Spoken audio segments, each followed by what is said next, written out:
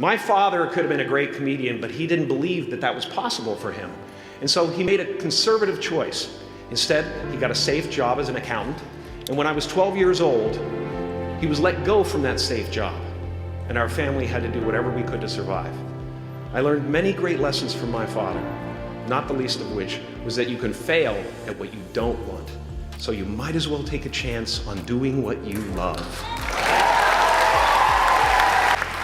It's not the only thing he taught me, though.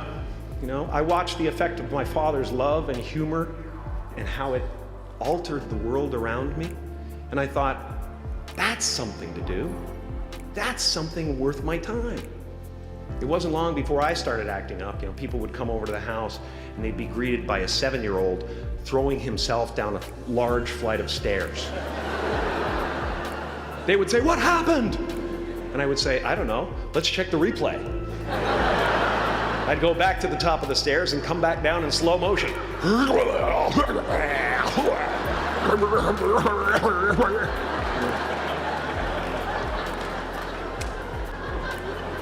It was a very strange household. My father used to brag that I wasn't a ham, I was the whole pig.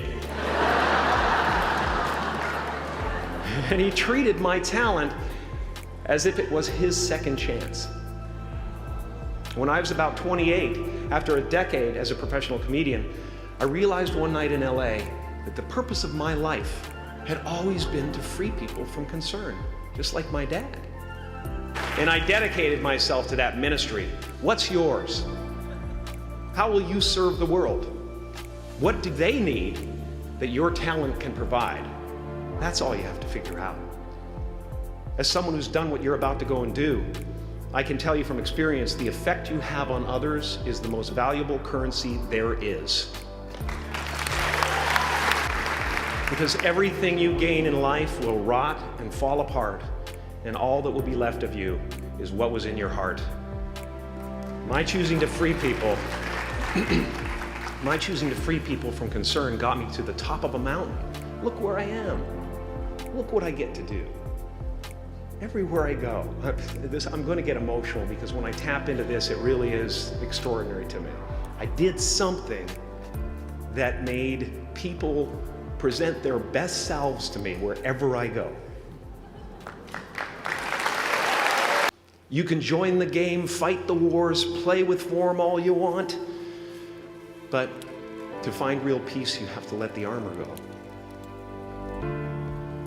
Your need for acceptance can make you invisible in this world. Don't let anything stand in the way of the light that shines through this form. Risk being seen in all of your glory. I said that I wished people could realize all their dreams and wealth and fame, and so that they could see that it's not where you're going to find your sense of completion. Like many of you, I was concerned about going out into the world and doing something bigger than myself, until someone smarter than myself made me realize that there is nothing bigger than myself.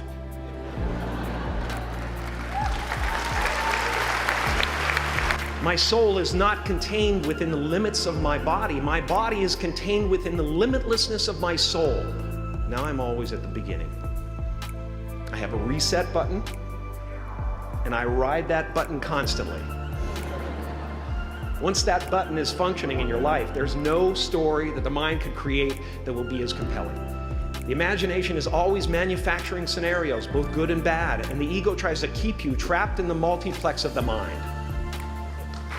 Our eyes are not viewers, they are also projectors that are running a second story over the picture that we see in front of us all the time.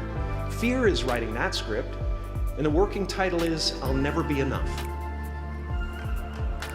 This is the voice of the ego.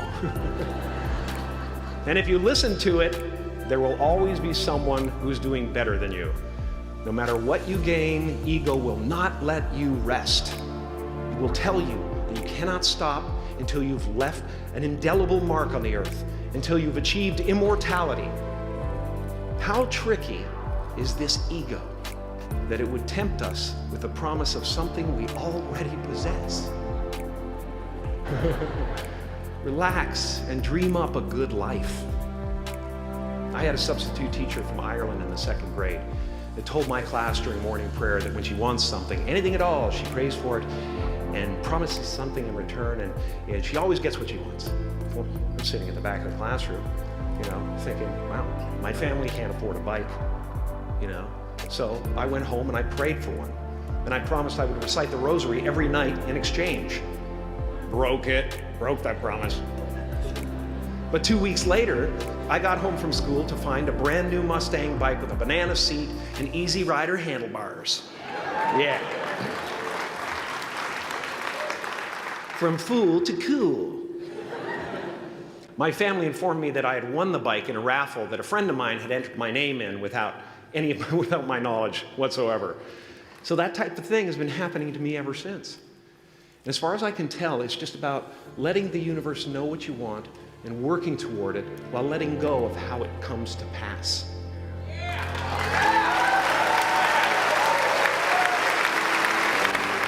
Your job is not to figure out how it's going to happen for you, but to open the door in your head. And when the door opens in real life, just walk through it.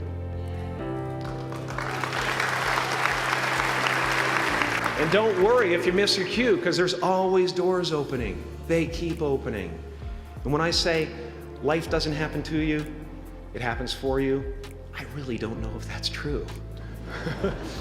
I'm just making a conscious choice to perceive challenges as something beneficial so that I can deal with them in the most productive way. You'll come up with your own style. That's part of the fun. Oh, and why not take a chance on faith as well? Take a chance on faith. Not religion, but faith. Not hope, but faith. I don't believe in hope. Hope is a beggar. Hope walks through the fire and faith leaps over it. You are ready and able to do beautiful things in this world. And after you walk through those doors today, you will only ever have two choices, love or fear. Choose love, and don't ever let fear turn you against your playful heart. Thank you so much. Thank you, Gav. I'm so honored.